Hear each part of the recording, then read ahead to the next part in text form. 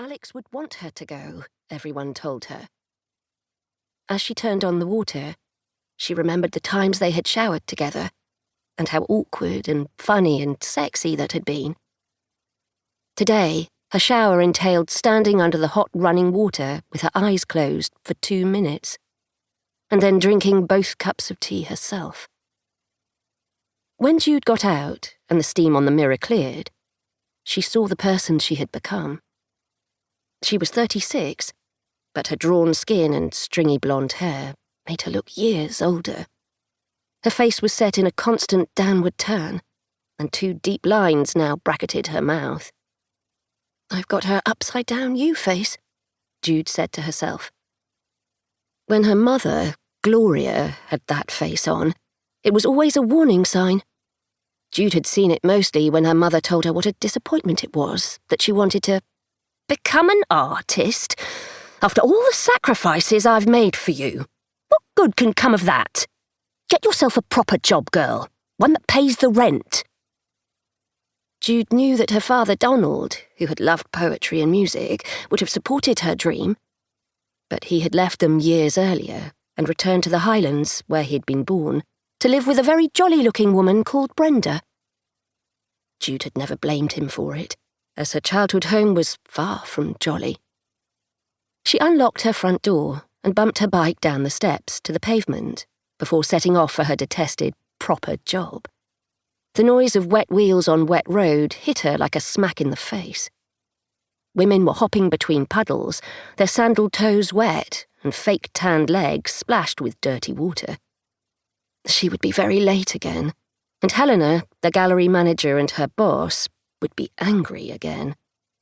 In fact, Helena had grown increasingly impatient with Jude's lateness, forgetfulness, and the strong likelihood that she would cry at work these days. These days being the days since Alex had died. 90, if you counted the one that had just begun.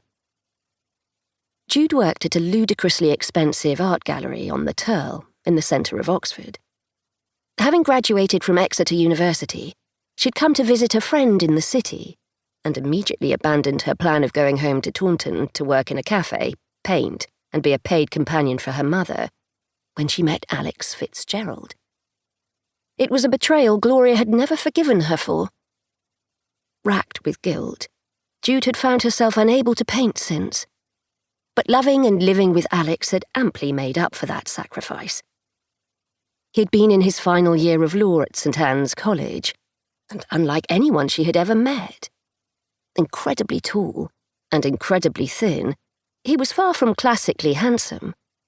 His jeans were always at least an inch too short, exposing an endearing cuff of pale, hairy flesh, and his bottom-of-the-range wire-rimmed glasses had extra plastic bits to keep them on his bony nose. But Jude had loved him from their first meeting, and he had made her happier than she would have believed possible. Yes, they had been happy, she remembered. And somehow, that had made life, and her job, bearable. She had the smiling photos to prove it. Now, neither was the case. Her friends had supported her, often literally, through the first days and weeks following Alex's death. They had insisted that she got up, dressed, ate something, and got to the end of each day, so she could go to bed and begin it all again tomorrow. Tom Byers, Alex's best friend from school, and his co-partner in the solicitor's practice they had founded, brought her flowers and treats and let her sob in his arms. But Jude dared not tell any of her friends that all these efforts were in vain.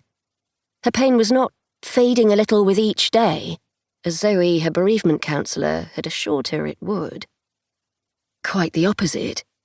It was intensifying, seeping into every moment of her life like a toxic black ink.